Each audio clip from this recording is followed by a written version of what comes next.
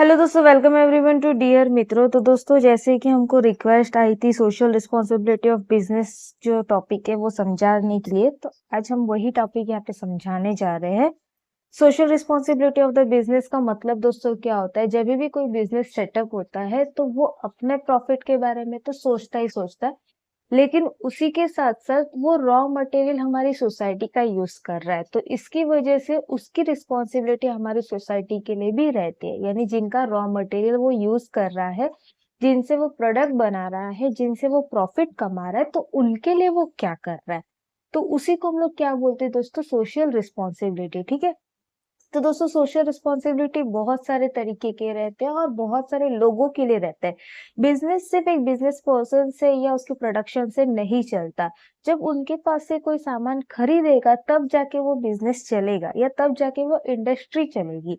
इसकी वजह से बिजनेस चलाना हो तो आपको सिर्फ अपने बारे में न सोच के आपसे जो कनेक्टेड है, यानी एम्प्लॉयज हो गए, कंज्यूमर्स हो गए, इन्वेस्टर्स हो गए, हम लोग ने रॉ मटेरियल वगैरह खरीदा है, वो सारे लोगों को आपको ध्यान देना पड़ेगा, सबको आपको खुश रखना पड़ेगा, जिससे उन लोग आपके साथ कोऑपरेट करके आपके बिजनेस को फायदा करवा सके। ठीक है। तो रिस्पॉन्सिबिलिटी जो है बिजनेस की वो 7 पार्ट में डिवाइड कर दी गई है। मतलब हम लोग के 7 लोग ऐसे हैं जिनके लिए हम लोग को अपना काम करना है, यानी उन लोग हमारा बिजनेस चला रहे हैं, उन लोग हमारा बिजनेस को आगे बढ़ा रहे हैं, तो हम एज अ बिजनेस पर्सन उनको क्या दे रहे हैं वो भी यहाँ पे ध्यान देना पड़ता है। ठीक है। तो सबसे पहला पॉइंट हम लोग को दिया हुआ है दोस्तों, रिस्पॉन्सिबिलिटी टूवर्ड द कंज्यूमर या कस्टमर। अब दोस्तों, आप सभी को पता है, अगर कोई भी सामान बनता है तो वो बेचना चाहिए मार्केट में। यानी कोई भी बिजनेसमैन अगर अपनी बिजनेस सेटअप कर रहा है, अपना इंडस्ट्री सेटअप कर रहा है, और वो सेटअप करने के बाद वो जो भी प्रोडक्ट बना रहा है वो कस्टमर उसका खरीदना चाहिए, तभी जाके उसका बिजनेस जो है वो प्रॉफिटेबल होगा, या तभी जाके उसको इनकम मिलेगी। अगर उसने प्रोडक्ट बनाया और किसी पर्सन ने खरीदा ही नहीं तो क्या हो जाएगा? जो भी रॉ मटेरियल उसने यूज किए वो तो वेस्ट होंगे ही होंगे, उसी के साथ साथ उसका बिजनेस पूरी तरीके से लॉस हो जाएगा। ठीक है। तो इन शॉर्ट आपको यही पता करना है यहाँ पे कि कंज्यूमर कौन रहता है, तो जो सामान खरीदता है और जिनसे बिजनेस को इनकम मिलती है। अगर कंज्यूमर सामान नहीं खरीदेगा तो बिजनेस को कोई इनकम नहीं मिलेगी। इसकी वजह से हमारे इकोनॉमिक में भी हम लोग ने पढ़ा था कि कंज्यूमर जो है वो मार्केट का कौन होता है? किंग होता है, क्योंकि उनके बिना हमारा कोई मार्केट नहीं चलता। ठीक है।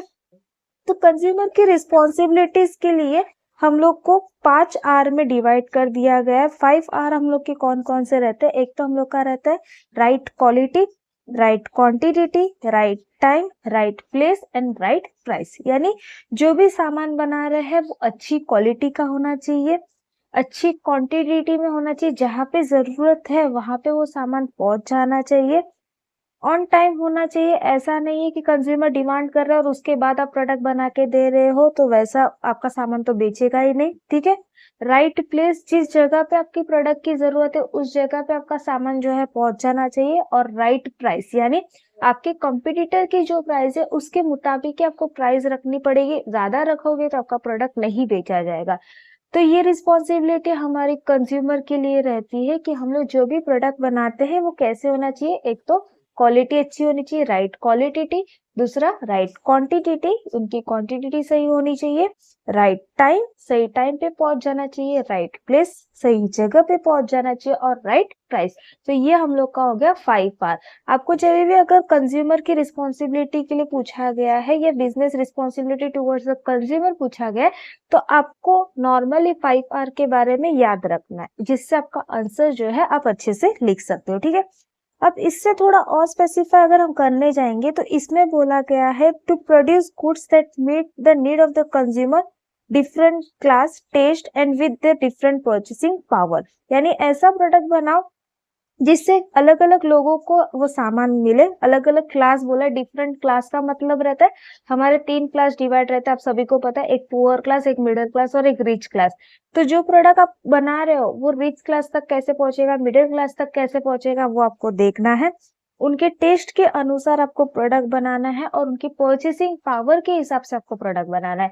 यानी अगर आप प्रोडक्ट बना रहे हो 100 रुपए का और आप उसको मार्केट में बेच रहे हो 500 रुपए, तो कोई गरीब आदमी खरीद नहीं पाएगा। ठीक है। तो उनकी परचेसिंग पावर के हिसाब से आपको वो सामान बनाना है। Second, to establish fair price of the product consistent with the quality, काय झालं, efficiency and reasonable profit of the firm. जो भी प्रोडक्ट बना रहे हो वो प्रोडक्ट जो है फेयर प्राइस के साथ होना चाहिए। फेयर प्राइस का दोस्तों मतलब क्या है कि आप प्रॉफिट कमाओ, ऐसा नहीं है कि आप बिजनेस कर रहे हो तो आपको प्रॉफिट नहीं कमाना, प्रॉफिट कमाओ लेकिन बहुत ज्यादा भी प्राइस मत चार्ज करो। जैसे अभी मैंने रिसेंट एग्जांपल दिया कि 100 रुपए की अगर आप सामान बना रहे हो 500 में बेच रहे हो तो वो क्या हो जाएगा, आप डबल से ट्रिपल प्रॉफिट चार्ज कर रहे हो, यानी पैसे चार्ज कर रहे हो। तो उतना करना आपका क्या हो जाएगा, बिजनेस को ठप कर देगा। इसकी वजह से जो भी प्रोडक्ट बना रहे हो, जितना प्राइस आपने खर्च किया उससे 10 to 20% आप एक्स्ट्रा ले सकते हो, जिससे आपके कंज्यूमर आपकी तरफ अट्रैक्ट होंगे। ठीक है, फिर प्राइस के साथ साथ आपको ये भी देखना है कि क्वालिटी खराब नहीं होनी चाहिए। क्वालिटी जैसे आपने बना के रखी वैसी की वैसी होनी चाहिए, एफिशिएंट होना चाहिए and reasonable profit of the firm. जो भी प्रॉफिट रहेगा, जैसे मैंने बोला कि प्रॉफिट कमाओ लेकिन बहुत ज्यादा भी नहीं। ठीक है, थर्ड हम लोग को दिया हुआ है to provide a prompt adequate courteous and friendly service to the customer. अगर आपका सामान कोई भी खरीद रहा है तो उनको टाइम टू टाइम सर्विस दो। अगर किसी कस्टमर ने कंप्लेंट की है तो कस्टमर के पास तुरंत वो कंप्लेंट सॉल्व करने के लिए जाओ, यानी जो भी उनकी कंप्लेंट होगी वो तुरंत सॉल्व होनी चाहिए। जिससे क्या होगा, वो कस्टमर अगर खुश होगा तो आपकी सर्विस के लिए वो बाकी लोगों को भी बोलेगा। और अगर आप सर्विस में डिले करोगे तो कोई और कस्टमर को कोई नहीं कुछ नहीं बताएगा, और जिससे आपका जो बिजनेस है वो धीरे धीरे क्या हो जाएगा, डिक्रीज होता जाएगा। ठीक है, fourth, to improve the standard of living in the society by producing goods and service which they need. जो भी सामान कंज्यूमर चाहता है वो सामान बनाए, और उनके साथ ये भी कोशिश करे कि उनकी स्टैंडर्ड ऑफ लिविंग जो है वो धीरे धीरे बढ़ती जाए। जैसे कि इसका सबसे बेस्ट एग्जांपल अगर आप देखोगे तो आप सभी के घर पे हाल फिलहाल में वॉशिंग मशीन चलता ही चलता है ना। पहले के जमाने में लोग क्या करते थे, हाथ से कपड़े धोते थे, टाइम जाता था। आज के जमाने में सब वर्किंग हो गए, सबको टाइम की कमी हो गई है। इसकी वजह से प्रोडक्ट किसका बनने लगा, वॉशिंग मशीन का। और वॉशिंग मशीन की वजह से लोगों का स्टैंडर्ड ऑफ लिविंग क्या हो गया, इंक्रीज हो गया। यानी जो लोग आज के टाइम पे जिनके पास कुछ भी नहीं था उनके घर पे भी वॉशिंग मशीन रहता है। क्यों, क्योंकि उससे टाइम जो है वो बचता है। ठीक है, फिर सेकंड हम लोग का दिया हुआ है responsibility towards the employ and the worker. अब दोस्तों एक हम लोग ने पॉइंट देखा, जो कंज्यूमर था वो एक इम्पोर्टेंट सोर्स है जिससे हम लोग को इनकम मिलती है, और दूसरा एक इम्पोर्टेंट सोर्स जिससे हम लोग को इनकम मिलती है वो कौन रहते हैं, वहां के एम्प्लॉय और वर्कर। आप सभी को पता है एम्प्लॉय और वर्कर जो है वो सबसे बड़े फैक्टर ऑफ प्रोडक्शन है। अगर वो रहेंगे तो ही आपकी कंपनी चलेगी, तो ही आपका प्रोडक्ट बनेगा। बिना वर्कर के कोई काम नहीं चलेगा। अगर आप बिजनेस स्टार्टअप कर दो दोस्तों, और आपके घर में, आपके यहाँ पे ऑफिस में कोई एम्प्लॉयज ही नहीं होंगे काम करने के लिए, तो क्या आपका बिजनेस चलेगा? बिल्कुल नहीं। आपको काम करने के लिए वहां पे वर्कर्स की जरूरत पड़ती ही पड़ती है। इसकी वजह से ये भी देखना है कि एक साइड अगर आप कंज्यूमर को खुश कर रहे हो या रख रहे हो, तो दूसरे साइड आपको आपके वर्कर्स को भी खुश रखना पड़ता है। ठीक है, अब ये वर्कर्स को खुश किस तरीके से रख सकते हैं, तो उनको फेयर रेम्यूनरेशन दो। फेयर रेम्यूनरेशन का मतलब दोस्तों क्या होता है, जितना उन्होंने काम किया उसके हिसाब से उनको पैसे दो। अगर वो ओवर टाइम कर रहे हैं तो ओवर टाइम के भी उनको पैसे दो। ठीक है, second, job security and safety. अगर कोई बंदा ऐसा है जो बहुत समय से वहां पे काम कर रहा है तो उनको जॉब सिक्योरिटी दो। जॉब सिक्योरिटी का मतलब होता है कि उनकी जॉब कहीं नहीं जाएगी, कोई उनसे हड़पेगा नहीं। ठीक है, उसके साथ साथ जॉब की सेफ्टी भी दो। सेफ्टी मतलब अगर जॉब पे कुछ भी प्रॉब्लम होती है तो उनको वहां पे तुरंत मेडिकल अलाउंस मिल जाएगा। Third, proper working condition and employ welfare. जहाँ पे वो काम कर रहे हैं वो काम करने का जो एरिया है वो भी अच्छा होना चाहिए। टॉयलेट फैसिलिटी से लेके लंच फैसिलिटी तक सब कुछ क्लीनर रहना चाहिए, जिससे वर्कर्स को काम करने का एक अलग उत्साह रहता है। Fourth, trade union rights. जो भी उनकी ट्रेड यूनियन राइट्स रहती है उनको पालन करो, उनको सुनो। Fifth, employ promotion and code of conduct. जो भी एम्प्लॉय बहुत पुराने समय से काम कर रहे हैं या बहुत लंबे समय से काम कर रहे हैं तो उनको प्रमोट करते जाओ, जिनसे उनको भी खुशी मिलेगी और वो और अच्छे से काम करते रहेंगे। सिक्स हम लोग को दिया एम्प्लॉय पार्टिसिपेशन इन मैनेजमेंट। दोस्तों ये बहुत इंपॉर्टेंट पॉइंट है, सभी लोग नहीं फॉलो अप करते। अगर एम्प्लॉय वहां पे बहुत पुराने टाइम से आपकी जगह पे काम कर रहा है तो एम्प्लॉय को ऑलमोस्ट सारी नॉलेज रहती है। तो आप मैनेजमेंट कोई भी डिसीजंस लेते हो तो आप एक बार एम्प्लॉय का सजेशन जरूर लीजिएगा। क्यों? क्योंकि वो वर्किंग स्पेस में काम कर रहा है, उसको पता है कि रियल प्रॉब्लम क्या हो रही है, तो वो आपको अच्छा सजेस्ट करेगा। तो एम्प्लॉय के टाइम टू टाइम अगर सजेशन लेंगे या उसको पार्टिसिपेट करवाएंगे तो वो भी खुश होगा कि मैंने कंपनी के लिए कुछ किया है। ठीक है, तो दोस्तों ये पॉइंट हम लोग के हो गए। एक तो हम लोग का हो गया responsibility of the consume towards the consumer, और दूसरा हम लोग का हो गया रिस्पॉन्सिबिलिटी टूवर्ड्स द एम्प्लॉय। ठीक है, अब थर्ड हम लोग को दिया हुआ है दोस्तों रिस्पॉन्सिबिलिटी टूवर्ड्स द इन्वेस्टर और शेयर होल्डर। दोस्तों आप सभी को पता है इन्वेस्टर या शेयर होल्डर कौन रहता है? तो जो हमारी कंपनी में इन्वेस्ट करता है, जिनसे ये थर्ड ऐसे पर्सन है जिनसे हम लोग को पैसे मिलते हैं, लेकिन वो पैसे ह्यूज क्वांटिटी में मिलते हैं। ठीक है, उनसे उनका क्या फायदा होता है? तो उनको टाइम टू टाइम इंटरेस्ट या डिविडेंड मिलता रहता है कंपनी की तरफ से। अब इनके लिए हमारी कंपनी की क्या रिस्पॉन्सिबिलिटी रहती है? तो सबसे पहला हम लोग को बोला हुआ है to ensure safety of investment over a period of time. उन्होंने जो भी इन्वेस्टमेंट की है उनकी सेफ्टी देना कि उनका इन्वेस्टमेंट जो है वो सेफ है और उनको टाइम टू टाइम जो है पैसे मिलेंगे। अगर सेफ्टी नहीं मिलेगी तो लोग क्या करेंगे? जिन्होंने शेयर में पैसे लगाए हैं वो भी निकाल देंगे। ठीक है, second to provide the highest long term rate of return on investment. अगर उन्होंने इन्वेस्ट किया है तो उनको रेट ऑफ रिटर्न भी तगड़ा दो। तगड़ा का मतलब दोस्तों क्या है? भले ही तुम छोटे छोटे अमाउंट मत दो, लेकिन एक टाइम पे ह्यूज लमसम उनको पेमेंट दे दो। जैसे कि बोनस शेयर दे दिया, जितने शेयर उस पे 2 बोनस शेयर दे दिया, तो उनसे क्या हो जाएगा? उन लोग भी खुश होंगे। ठीक है, थर्ड हम लोग का है to provide steady capital appreciation on investment. जो भी इन्वेस्टमेंट किया है उनको कंटिन्यू इंक्रीज करने की उनकी एक आश जगाओ कि तुम आपने जो भी इन्वेस्टमेंट में पैसे लगाए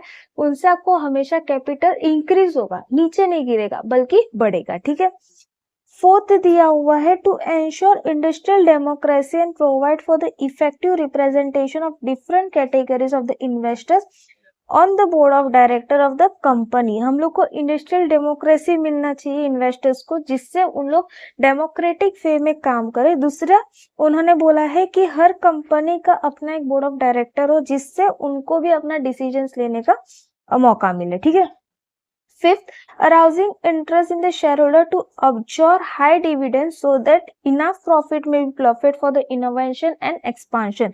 दोस्तों यहाँ पे एक नया वर्ड आप सभी के लिए है, वो है अब्जॉर। अब्जॉर का मतलब दोस्तों क्या होता है? बिलीव, यानी इन्वेस्टर को हमारे ऊपर बिलीव करना, उतना भाग करो कि इन्वेस्टर हमारे ऊपर आंख बंद करके बिलीव कर सकता है कि हमारा इन्वेस्टमेंट कहीं लॉस में नहीं जाएगा। और इसकी वजह से क्या होगा? आपने जो उनको जो आपको डिविडेंड देना है, वो डिविडेंड न देके आप वही पैसा कहाँ पे लगा सकते हो? अपने रिजर्व में, यानी एडिशनल प्रॉफिट में। और अगर आपके पास एडिशनल प्रॉफिट ज्यादा हो गया तो आप इनोवेशन और एक्सपांशन कंपनी का करते जाओगे और उनको ये बिलीव करवाते रहना है कि आपका जो एक्सपांशन है उससे आपको फायदा होगा और आपको इन्वेस्टमेंट डबल करके मिलेगा। इससे क्या होगा? उन लोग थोड़ी देर पेशेंस रखेंगे और जब आपको प्रॉफिट होगा आप उनको लमसम अमाउंट दे दो, तो वो भी खुश और आपकी कंपनी भी आगे बढ़ती जाएगी। ठीक है, फोर्थ दोस्तों दिया हुआ है responsibility toward the inter business relationship. अब दोस्तों यहाँ तक हम लोग के जो 3 पर्सन है वो हम लोग को फंडिंग देते, यानी पैसे देते इनकम के रूप में या इन्वेस्टमेंट के रूप में, इनसे हम लोग को पैसे मिलते हैं। अब ये जो पॉइंट है उसमें क्या रहता है? हम अगर इंटर बिजनेस सही रखेंगे, इंटर बिजनेस का मतलब दोस्तों क्या होता है? जिनसे हम रॉ मटेरियल ले रहे हैं उनसे अगर हमारा रिलेशनशिप अच्छा होगा तो क्या होगा? उन लोग भी हमारे साथ कोऑर्डिनेट करेंगे। जब भी कभी कभार दोस्तों ऐसी सिचुएशन आती है कि हम लोग को बहुत घाई घाई में रॉ मटेरियल की जरूरत रहती है, प्रोडक्शन अचानक से इंक्रीज हो गया तो हम लोग को अचानक से रॉ मटेरियल इंक्रीज करवाना पड़ता है। तो अगर आपका रिलेशनशिप सामने वाले बंदे से अच्छा होगा या सामने वाले बिजनेसमैन से अच्छा होगा तो आपको तुरंत जो है रॉ मटेरियल प्रोवाइड कर देगा। लेकिन वही अगर आप खड़ूस की तरह थोड़ा बहुत बिहेव करोगे तो क्या होगा? वो जानबूझ के वहां पे आपको रॉ मटेरियल नहीं प्रोवाइड करेगा। इसी के साथ अगर इंटर बिजनेस रिलेशनशिप अच्छा हुआ तो कभी भी आपको फाइनेंशियल सपोर्ट की भी अगर जरूरत होगी, फॉर एग्जाम्पल अगर बाहर से इन्वेस्टमेंट नहीं मिल रही और आपको एक अर्जेंट नीड आ गई पैसों की, तब वो इंटर बिजनेस जो है वो डायरेक्टली रॉ मटेरियल प्रोवाइड करेंगे। कुछ टाइम के लिए वो क्रेडिट पे रॉ मटेरियल दे देंगे। इसकी वजह से वो वहां दोनों तरफ से हेल्प कर सकते हैं। ठीक है, फिफ्थ दोस्तों हम लोग को दिया हुआ रिस्पॉन्सिबिलिटी टूवर्ड्स द कम्युनिटी। अब कम्युनिटी कौन रहता है दोस्तों? कम्युनिटी का मतलब होता है जिनका हम लोग सारा रॉ मटेरियल वगैरह इस्तेमाल कर रहे हैं, तो उनके हमारे लिए रिस्पॉन्सिबिलिटी क्या है? सबसे पहला, help the local civil administration to provide better public service by providing financial and technical help to the municipalities and the district board। हम लोग की जो भी सिविक एडमिनिस्ट्रेशन है उनको पब्लिक सर्विस अगर अच्छी करनी हो तो उनको कुछ अमाउंट हमारे बिजनेस से दे दो, जिससे आपकी जो पब्लिक सर्विस है, कोई भी म्यूनिसिपैलिटी सर्विस हो गई, वो सारी सर्विस जो है वो पैसे से उन लोग सही कर सकते हैं। जैसे कि वहां की जहाँ पे अपने बिजनेस सेटअप किया है वहां की रोड फैसिलिटीज अच्छी नहीं है, तो वहां पे उन लोग रोड बनाने की कोशिश कर सकते हैं उस पैसों से। वहां पे टॉयलेट फैसिलिटी नहीं है तो वो म्यूनिसिपैलिटीज वहां पे टॉयलेट बना सकते हैं, यानी कोई भी फैसिलिटीज जो उस टाइम पे उस जगह पे जरूरत हो तो उसके लिए आप पैसे डोनेट कर सकते हो, ठीक है। Second, promote community help by adding the red cross, hospital board and medical research institute. हम लोग की जो कम्युनिटी हेल्प हम लोग कर सकते हैं, जैसे कि रेड क्रॉस का मार्क लगा दो, हॉस्पिटल बोर्ड लगा दो कि कौन से साइड हॉस्पिटल है, डायरेक्शन वगैरह, फिर मेडिकल रिसर्च इंस्टीट्यूट बनाओ जिससे अगर कोई भी एम्प्लॉय को प्रॉब्लम हो तो आप तुरंत रिसर्च इंस्टीट्यूट में देख सकते हो। Third, aid school, colleges and other educational institution to provide better education to the member of the community। Business unit should also sponsor research progress. हम लोग की जो स्कूल कॉलेजेस वगैरह या कोई भी educational institution time to time अगर साल में एक बार भी उनको पैसे दोगे तो वो भी आपके कंपनी का या आपके बिजनेस का नाम बोलेंगे कि इन्होंने हम लोग को हेल्प की थी। कोई भी सर्विस दो, अगर आपको पैसे नहीं देने तो भी चलेगा। अगर उस स्कूल में कुछ भी सर्विस ऐसी नहीं है जो नहीं मिल रही है, बच्चों को नहीं मिल रही है, फॉर एग्जाम्पल लाइब्रेरी फैसिलिटीज नहीं है, तो आप एक लाइब्रेरी सेटअप करके दो। या लाइब्रेरी फैसिलिटीज है, वहां पे बुक्स अवेलेबल नहीं है, तो आप बुक्स का पैसा जो है वो खर्च कर दो। तो इसकी वजह से क्या होगा, स्कूल भी जो है आपको रिमेम्बर करेगी, बच्चों को भी पता रहेगा कि आपने बिजनेस से पैसे लगाए हैं, ठीक है। Fourth, promote cultural enrichment of the community bye encouraging greater appreciation of art, music and drama.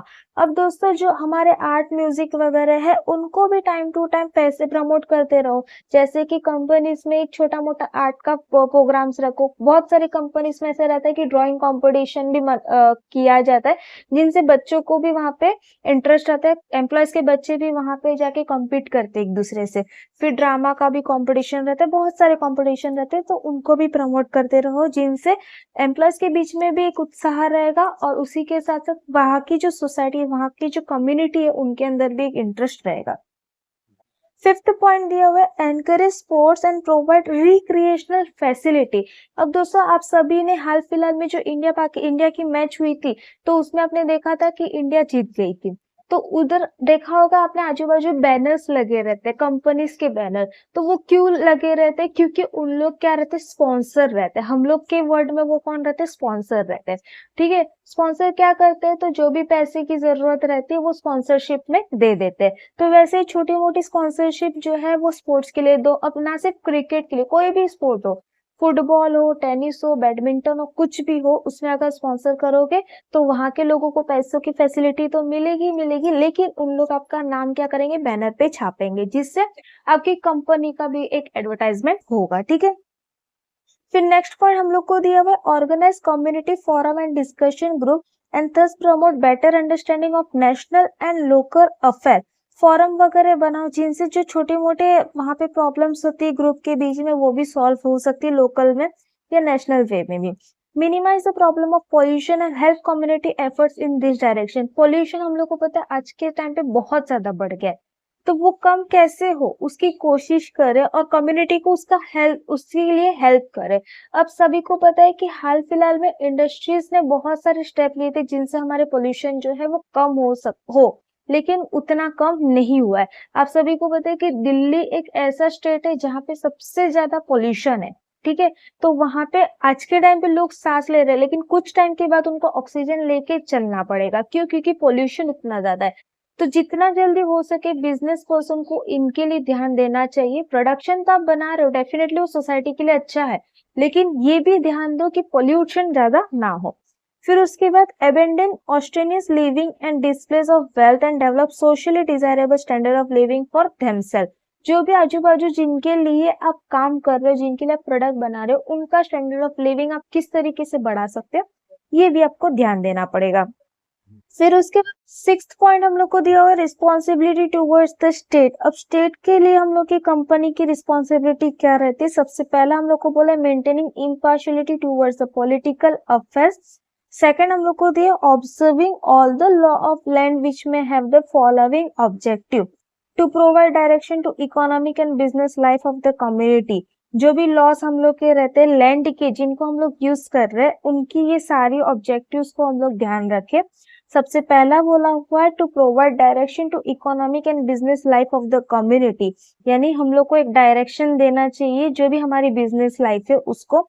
Second, to bring out harmony between the limited enterprise interest and the wider social interest of the country. Enterprise का interest और हम लोग की society का interest, दोनों के बीच में एक अच्छा बॉन्ड क्रिएट करो, क्योंकि हम लोग के एंटरप्राइज का इंटरेस्ट यानी टाइम स्पेंड जो रहता है वो कम रहता है, लेकिन सोसाइटी का टाइम स्पेंड जो रहता है वो ज्यादा रहता है। तो उनके दोनों के बीच में एक हार्मनी क्रिएट हो, ये हम लोग को ध्यान देना है। Third, to provide safeguard against the errant business practice, जो भी फ्रॉड प्रैक्टिस होती है उसके लिए सेफ गार्ड दो। Fourth, to compel business to play fair to all participant in the economic, employee, shareholder, consumer, creditor, etc. जिनके लिए वो काम कर रहे हैं, एम्प्लॉय के लिए, शेयर होल्डर के लिए, कंज्यूमर के लिए, क्रेडिटर के लिए, सबके लिए फेयर हो, यानी किसी के लिए ऐसा नहीं होना चाहिए कि एक को अच्छा किया दूसरे को अच्छा नहीं किया, सबके लिए फेयर एंड इक्वल होना चाहिए। ठीक है। Fifth, to provide operation or exploitation of weaker partners in the business such as employee, minority, shareholder, etc.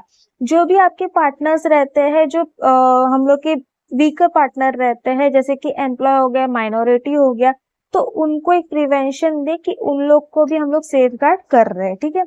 फिर उसके बाद बोला है to enforce maximum production according to the priority of the sector and production line laid down by the government. जो भी production कर रहे हैं वो मैक्स टू मैक्स करे, जिससे प्रायोरिटी सेक्टर यानी जो प्राइमरी सेक्टर जो बेसिक है एग्रीकल्चर वगैरह उनको भी मिले, या लो क्लास पीपल को भी आपका प्रोडक्ट मिले। फिर to allocate limited resource according to the social priority and preference. जो भी आपके लिमिटेड रिसोर्स है उसको अच्छे से अच्छे यूज करें, क्योंकि ये लिमिटेड है, ये आज चल रहे हैं, लेकिन फ्यूचर में जाके ये कम हो सकते, कम होने के चांसेस बहुत ज्यादा है। तो जितना है उनको अच्छे से अच्छे इस्तेमाल करें। To enforce distributive justice specially to the weaker section of the community.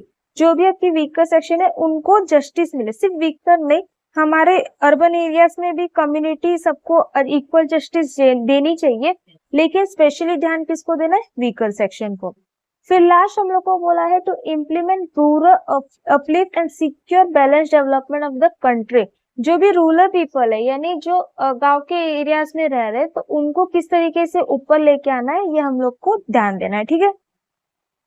फिर उसके बाद हम लोग को बोला है रिस्पॉन्सिबिलिटी टूवर्ड्स द सोसाइटी। अब सोसाइटी के लिए क्या रिस्पॉन्सिबिलिटी है? तो सोसाइटी की कुछ अलग अलग रूल्स बने हुए हैं, तो वो सारे रूल्स को उनको पालन करना है। उसी के साथ साथ उनको ये देखना है कि सोसाइटी का उन लोग जो प्रोडक्ट यूज कर रहे हैं वो प्रोडक्ट उनको अच्छे से अच्छा इस्तेमाल करके वेस्ट नहीं करना है, जितना हो सके उसको अच्छे से अच्छा इस्तेमाल करके उनको प्रोडक्ट बना के देना है, जिनसे सोसाइटी भी खुश, कंज्यूमर भी खुश, एम्प्लॉय भी खुश और आप भी खुश। तो दोस्तों ये हमारे हो गए सोशल रिस्पॉन्सिबिलिटी ऑफ बिजनेस के सारे 7 पॉइंट। होपफुली आपको पूरा वीडियो समझ आया होगा। समझ आया तो प्लीज अपने दोस्तों के साथ शेयर करना और डियर मित्रों को सब्सक्राइब करना बिल्कुल ना भूलेगा। मिलते हैं नेक्स्ट वीडियो में, तब तक के लिए बाय बाय।